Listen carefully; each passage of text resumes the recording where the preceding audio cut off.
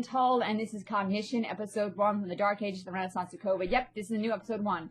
I'm restarting this because we are repeating history. In this episode, I'm going to talk about the Dark Ages, the Renaissance, and how COVID could be the new Dark Ages, all over again. My question is, can we direct what happens next? Cognition is an idea I came up with because of the Renaissance man, Leonardo da Vinci. I almost said DiCaprio. Very Hollywood of me. I am in Los Angeles. There's a book called How to Think Like Leonardo da Vinci, printed in 1998 by Michael Gelb. At least my copy was printed in 1998. He lists Da Vinci's 7 principles of intelligence. I'm not going to go on a long diatribe of what those 7 principles are. That is dull, and also it doesn't allow you to find them out for yourself. And for now, and I think it's a little condescending for me to do that. For now, these are the 7. Curiosity, demonstration, sensation, sfumato, smoke, that's my favorite. Art science, which is 1. Corporal, which also means body. And connection. Find the book if you want. I am not doing the book. I'm not stealing that. I'm just using the idea of thinking and expanding the human experience as a theme. It gives me a lot of flexibility. My core focus will be on what I know. That is my truthful imitation. I want being smart to be cool. Not for people to feel threatened by intelligence, but to want to have knowledge. To go beyond the 30-second soundbite and start using this and using all of this. Life should be about growth. If you want to know more about me, look me up on IMDb, Twitter. My bar number is 207-690. I quit law. I cannot practice anywhere. And my web pages are artistichope.com, womenlovepeace.com, and loriannetull.com. I did the sites myself. To begin, as a student of history, I'm a gifted social studies student, and to set the stage, I was a gifted social studies student, and to set the stage to explain how today is like yesterday, the Renaissance was from 1300 AD to 1600 AD. And before that was the Dark Ages, which began about 400 AD with the fall of the Roman Empire. And ended around 1500 AD. It's like it wasn't like history isn't clean cut. Like, okay, granted, the Civil War is like 1861, 1865. But the Dark Ages kind of rolled into the Renaissance. There was 1,000 years of no big progress in human development. It was 1,000 years of barbarism, at least as far as Western culture. Eastern culture had its own version of this, not as long and not at the same time, where there were extensive warfare, followed by periods of disunity followed by periods of unity, where there was a unifying force, typically an emperor who created a dynasty. What is interesting today is that the Black Plague, it's a really, really bad disease that hit all of Europe and was carried around by rats and ticks, happened in the 1300s, was probably the catalyst that pushed humanity away from the Dark Ages and into the Renaissance. The Renaissance was a period of intellectual and cultural growth. So think about that. What's going on right now in our lives? Oh, we have this thing called COVID, and it's kind of a plague. What is also interesting about the Black Plague is it started in China. Yeah, so stop blaming the Asians. It's not their fault. COVID could be an old virus reborn out of the Ice Ages. China didn't know about Europe, really. I mean, they kind of did, but they had their own thing going on back in the time of the Black Plague. They didn't create it. It just sort of happened. Again, COVID could be an old virus, reborn from the Ice Ages, Siberia. Truth, the Black Plague started in Eastern Europe and Central Asia. And here's the other thing. It wasn't just in Europe. It spread to the Middle East, Africa, and Europe. The Black Plague was as widespread as COVID, except Asian Europeans didn't know about it. Americas existed. Luckily for Native Americans, because if Europe had been 100 years earlier in finding the continent, the plague would have decimated Native American population. And it's going to start making me cry. No, don't cry. I'm sorry. Okay, this is my question to everyone. If history is repeating itself and COVID is a new Black Plague, will we go into the Renaissance or create an even darker new Dark Age? We are living in the Middle Ages again, including an almost Spanish Inquisition. Our POTUS acts like a king appointed by a god, just like the kings of the Middle Ages. POTUS wants to strip schools of their 501c3 status now.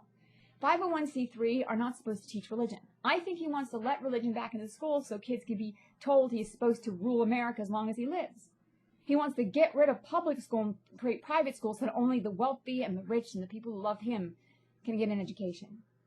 He is trying to indoctrinate, just like the churches of the Middle Ages told the people the king was the ruler by God's hand. Now, my question is, can we move in the direction of Renaissance or follow the agenda of dictators and slide back into a feudal system of the Middle Ages with despots and kings?